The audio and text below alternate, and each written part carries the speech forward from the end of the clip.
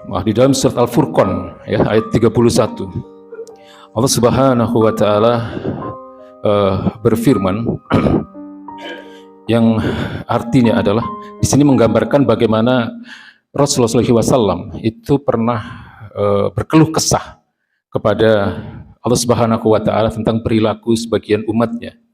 Ya, jadi dikatakan oleh Allah Subhanahu wa taala, wa qala Rasul ya Rabbi inna qaumi ittakhadhu hadzal Qur'ana mahjura.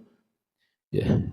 Allah mengisahkan Rasulullah SAW begitu sedihnya ya melihat sebagian dari umatnya dengan mengatakan ya Rabbi ya Tuhanku inna qaumi ittakhadhu hadzal Qur'ana mahjura. Sesungguhnya kaumku mereka telah menjadikan Quran ini sebagai sesuatu yang diabaikan, mahjuro, ya sesuatu yang diabaikan. Ibnu Katsir menjelaskan kategori mahjuro ini. Jadi yang dianggap mengabaikan Al-Quran itu bukanlah sekedar orang-orang yang tidak pernah menyentuh Al-Quran, bukan orang-orang yang sekedar kemudian membeli Al-Quran lalu hanya dijadikan hiasan di rak-rak buku, karena ada juga yang seperti itu. Tetapi Ibnu Katsir menjelaskan bahwa orang-orang yang termasuk terkategori mahjuro, terkategori sebagai orang-orang yang mengabaikan Al-Quran, mungkin mereka membaca Al-Quran, mungkin mereka menghafalkan Al-Quran, mungkin mereka mentadaburi Al-Quran, tetapi mereka tidak peduli dengan hukum-hukumnya. Mereka tidak peduli bahwa di situ ada perintah dan larangan.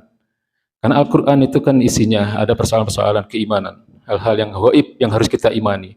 Kemudian ada hal yang terkait dengan sejarah. Kemudian ada yang terkait dengan perintah-perintah dan larangan-larangan. Perintah-perintah ini terkait dengan akhlak, ada yang terkait dengan persoalan-persoalan individu, persoalan akhlak, kemudian persoalan ibadah-ibadah individu. Lalu ada juga perintah-perintah yang terkait dengan ibadah, yang sifatnya adalah muamalah, yang terkait dengan hubungan antar manusia, yang kita sering sebut dengan hablum minan nas. Ya, perintah-perintah dan larangan inilah yang disebut dengan syariat Islam, yang tidak ada pilihan lain sebenarnya bagi manusia kecuali untuk taat kepada apa yang menjadi ketentuan-ketentuan Allah ini. Perintahnya ditaati, larangannya ditinggalkan. Maka ketika seseorang tidak peduli dengan perintah-perintah dan larangan ini, atau tidak peduli dengan yang kita sebut dengan syariat Islam ini, ya keinginan untuk diterapkan pun tidak ada, kerinduan untuk melihat betapa dulu zaman Rasulullah, zaman sahabat, zaman tabi'in, tabi'ut tabi'in, begitu agungnya peradaban Islam itu ketika syariat Islam itu diterapkan, tidak ada keinginan, tidak ada kerinduan untuk melihat hal itu. Maka Ibnu Katsir pun mengkategorikan orang-orang ini sebagai termasuk orang-orang yang dianggap mahjuro tadi, ya, mengabaikan Al-Qur'anul Karim. Ya, mungkin mereka membaca, menghafal, mentadaburi, tapi tidak peduli dengan perintah-perintah dan larangan-larangan yang ada di situ. Ya. Kemudian di dalam ayat berikutnya Allah Subhanahu wa taala berfirman, wa kadzalika ja'alna likulli nabi aduwan minal mujrimin. Dan demikianlah kami jadikan di setiap nabi, di setiap periode kenabian itu ada aduwan minal mujrimin. Aduwan itu musuh-musuh agama, minal mujrimin, dari kalangan para pendosa. Ya, jadi bukan hanya orang-orang yang kafir atau bukan orang-orang yang tidak beragama Islam, tetapi mereka bisa jadi menjadi bagian dari orang-orang yang zahirnya adalah Islam. Ya, tetapi di kalangan yang disebut oleh Allah Subhanahu wa taala sebagai aduan minal mujrimin. Ya, musuh-musuh agama dari kalangan orang-orang pendosa. Hadirin ma'asyiral muslimin yang dirahmati Allah Subhanahu wa taala, maka sudah seharusnya ya Ramadan ini kita jadikan sebagai momentum kebangkitan kesadaran kita untuk menjadikan Al-Qur'an itu sebagai pedoman hidup yang sesungguh-sungguhnya. Ya. Saya ingin mengisahkan tentang satu kisah yang mungkin sudah beberapa kali didengar ya. Rasulullah SAW itu pernah marah, Pak, ketika Umar bin Khattab radhiyallahu anhu, sahabat Nabi yang mulia, ya, dengan bergembira, ya, dengan tergopoh-gopoh mendatangi baginda Rasulullah SAW dan menunjukkan lembaran-lembaran Taurat. Lalu kemudian Umar mengatakan, ya Rasulullah, ini lembaran-lembaran Taurat yang asli yang diturunkan Allah Subhanahu wa taala kepada Musa alaihi salam. Ya, lalu kemudian Rasulullah SAW bukannya senang, Ya, Rasulullah Shallallahu Alaihi Wasallam bukannya kemudian menyambut gembira, tapi yang ditampakkan oleh raut wajah Rasulullah adalah kemarahan yang luar biasa.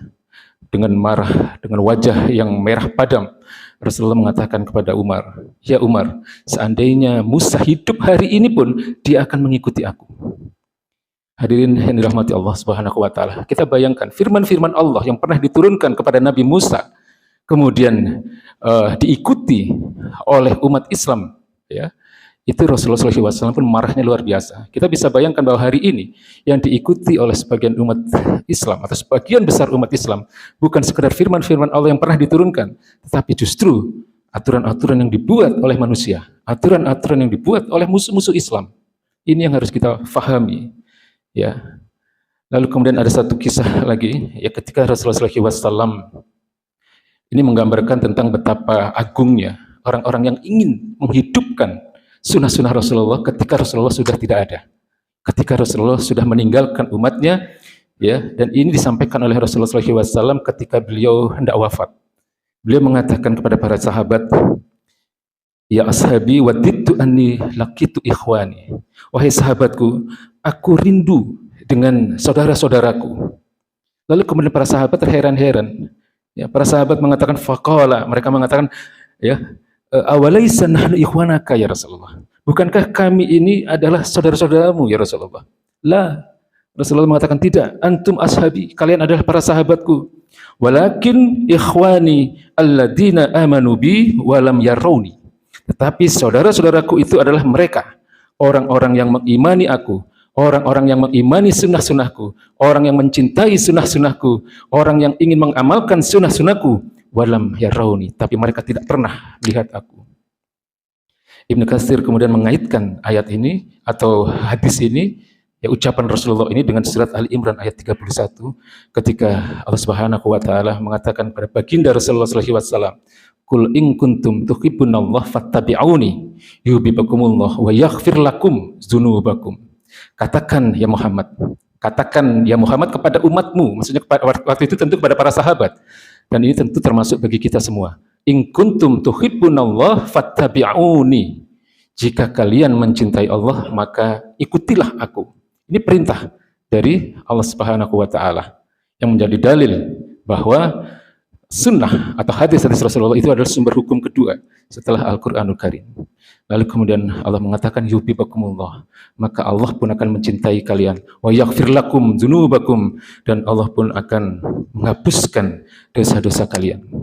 Hadirin ma'asyiral muslimin yang dirahmati Allah Subhanahu wa taala. Tidak ada pilihan lain bagi orang-orang beriman kecuali selalu sami'na wa ata'na ketika Allah memerintahkan sesuatu dan ketika Allah melarang sesuatu.